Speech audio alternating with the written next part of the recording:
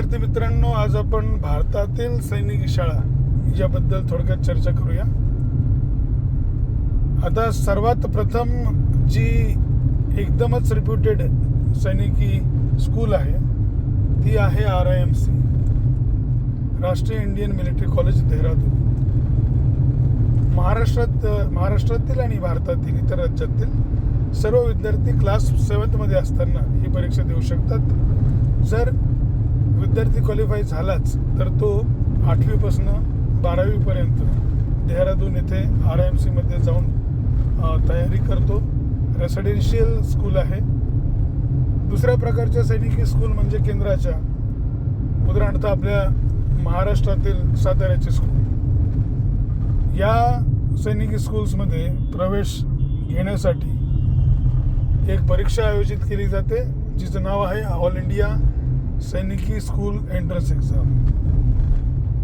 तिसऱ्या प्रकारची शाळा आहे RMS म्हणजे राष्ट्रीय मिलिटरी स्कूल्स.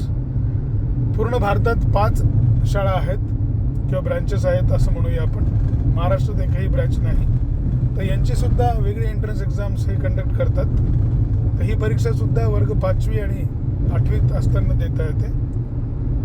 त्या व्यतिरिक्त महाराष्ट्र शासनाने प्रत्येक जिल्ह्याला एक मुलांची आणि प्रत्येक विभागाला एक मुलींची अशी अनुदानित सैनिकी शाळा महाराष्ट्रात सुरू केलेल्या आहेत. या सैनिकी शाळेमध्ये पण विद्यार्थी प्रवेश घेऊ शकतात.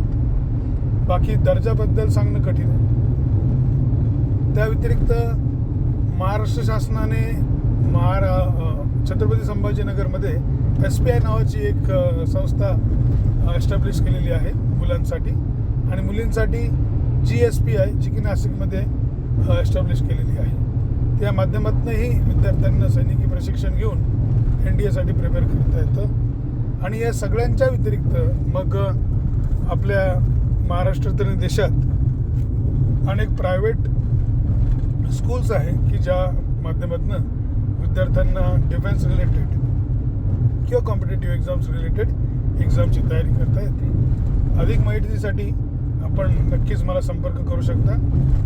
जय हिंद.